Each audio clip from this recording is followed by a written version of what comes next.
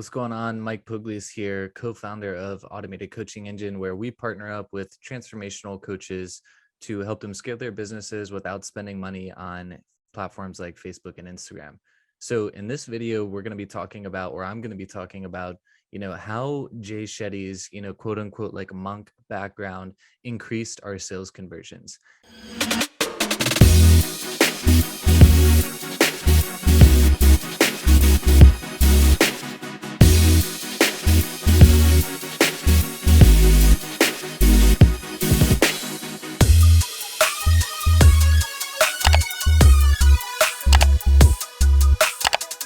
And overall, it's just I'm just going to be talking about a couple of takeaways that I got from kind of like his perspective on how the monks operate. So with that being said, let's go ahead and dive on into it. So the first kind of like thing that I took away from uh Jay Shetty was when he was talking about kind of like his monk background is, every time he gets a compliment, he takes the opportunity to pass that compliment to the person who taught him, the skills that he got the compliment about. So say for example, somebody compliments me on my sales skills, then, I take that compliment and then I go to, the next person up, like someone like Brad Lee, and like, hey Brad, thanks for teaching me this.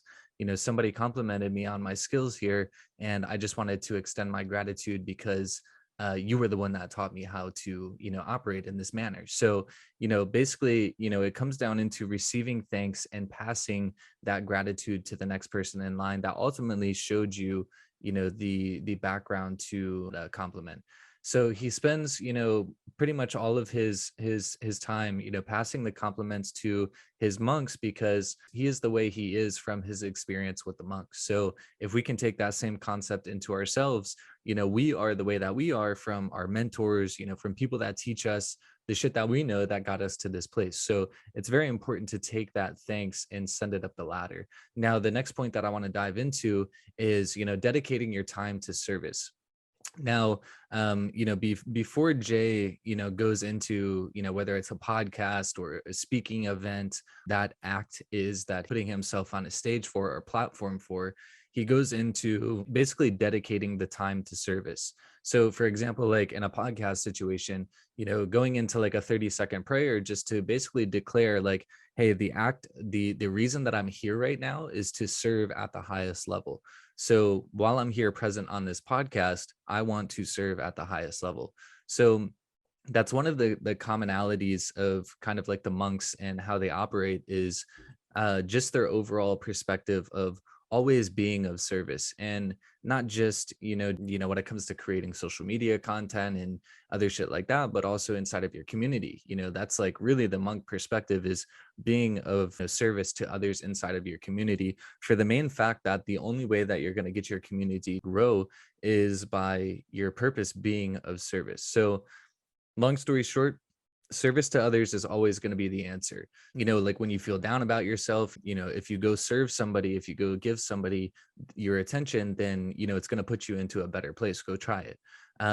Putting yourself into a position of service is always going to be the answer. And if you can think about some of the wealthiest people in the world, say for example Jeff Bezos, he's serving tons and tons of people, and therefore he's ultra wealthy. So if you can think about like how he's serving people, not only is he serving people as far as getting products that consumers need in a rapid pace, but at the same time, he's employing thousands and probably hundreds of thousands of people. So if you can think about what he's doing, to become a billionaire, it's going to really require serving 1 billion plus people. And you can think about it on multiple different ways. Like, for example, on our end, the way that we often think about it is we are a direct service to transformational coaches, which allows them to impact more people. So if we're compounding that, if we, help 10 transformational coaches each impact 100 different people, I think that would be, 1,000 people total that we're impacting, or 1,010 people total that we're impacting, even though our direct service is only being directed towards 10 people. So if we can think about that with what we're doing, I think that will make us um, really focus on the intent of our messaging, the intent of us creating content, things like that, because we can constantly think about the fact that like, hey, I'm just worried about the other person that's seeing this getting a lot of value from my service. And as long as they get value, they're likely going to go tell somebody else, which is just going to increase, the amount of service that I'm providing, the amount of people that I'm impacting. So now let's transition this into like kind of sales and the social media side of things. So when it comes to social media, most people, it's our only way of service. Like we don't have, huge platforms or huge stages that we're able to get on. So, oftentimes, we hinder ourselves because we get caught up in the game of social media. When in reality, the only thing that we should really be focused on is the fact that, it's the only way that we can share our message for most of us. That is, those of us that aren't pro athletes or celebrities with massive platforms or anything like that. But for most of us, this is the only way that we can directly serve people, unless we're going out in the community and working with people, directly one on one. But when it comes to us sharing our message, this is likely the only chance that we have. So the one of the biggest problems with this is that we often get caught up in the likes and the followers that come from the messages that we speak, or the things that we share.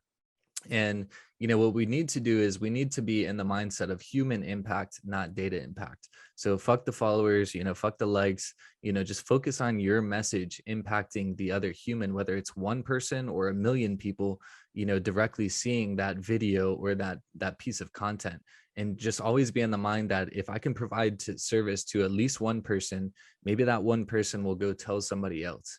And then that one person will go tell somebody else. And in return, it's constant people hearing my message, whether it's directly from me or from another person. It doesn't really matter, because I'm focused on human impact, not data impact.